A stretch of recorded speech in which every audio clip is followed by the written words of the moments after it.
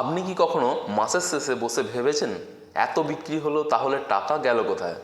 ব্যবসা তো খারাপ যাচ্ছে না, কাস্টমারও আছে, তবুও মাসের শেষে ব্যাংক ব্যালেন্স দেখে মন খারাপ হয়ে যায়। জানেন কেন? কারণ অনেক সময় সমস্যা আয় না, সমস্যা হলো বাজেট নেই। নমস্কার, আমি রমেশ আর আপনি দেখছেন বাংলা হিসাব।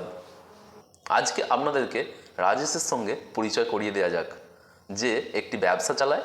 সে এখন নিয়মিত হিসেবও রাখে, বিজনেস আর পার্সোনাল টাকা আলাদাও করেছে। ক্যাশ ফ্লো আগের থেকে অনেক ভালো।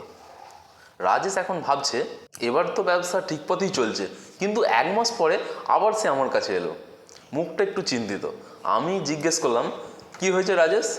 সে বলল, রমেশদা, বুঝতে পারছি না, বিক্রি তো আগের চেয়ে বেশি হচ্ছে, কিন্তু মাসের শেষে হাতে টাকা থাকছে না।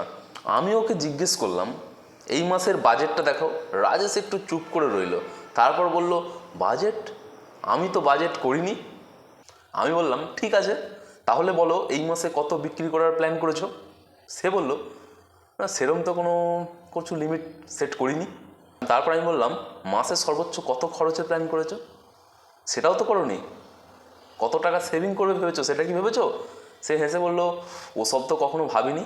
তখন আমি ওকে বললাম, রাজেশ, তুমি ব্যবসা চালাচ্ছ না, তুমি শুধু প্রতিদিন যা হচ্ছে সেটার সঙ্গে ভেসে চলেছো।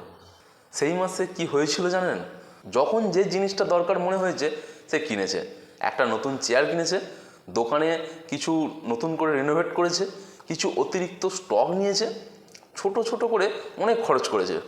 প্রতিটা খরচ আলাদা করে দেখলে খুব বেশি মনে হয়নি, কিন্তু মাসের শেষে সব মিলিয়ে দেখা যাচ্ছে যে 35,000 টাকা অতিরিক্ত খরচ হয়ে গেছে।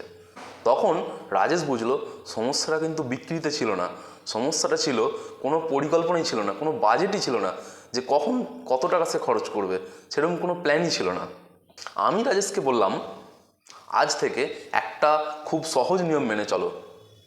মাসের শুরুতে মাত্র 10 মিনিট সময় দাও আর এই 4টে জিনিস লিখে ফেলো। প্রথমত, এই মাসে কত সেলস করতে চাও, একটা সেলস লিমিট সেট করো।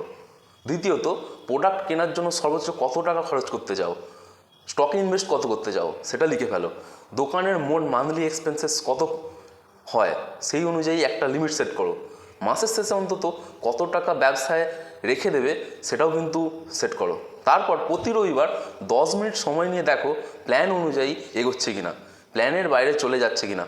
মনে রাখবে, বাজেট আপনাকে খরচ করতে বাধা দেয় না, বাজেট আপনাকে সঠিক সময়ে সঠিক সিদ্ধান্ত নিতে সাহায্য করে। এবার আপনাদের জন্য একটা ছোট্ট চ্যালেঞ্জ। এখনই একটা কাগজ নিন, আগামী মাসের বাজেট লিখে ফেলুন আর কমেন্টে লিখুন বাজেট ডান। পরের ভিডিওতে আমরা দেখব ডিসকাউন্টের লোভে কিভাবে ব্যবসার ক্যাশ স্টকের মধ্যে আটকে যায়। ততক্ষণ পর্যন্ত ভালো থাকুন, সুস্থ থাকুন। আর ভিডিওটি যদি ভালো লেগে থাকে তাহলে একটা লাইক করে দেবেন এবং এই ধরনের ভিডিও পেতে চ্যানেলটিকে অবশ্যই সাবস্ক্রাইব করে দেবেন। ধন্যবাদ।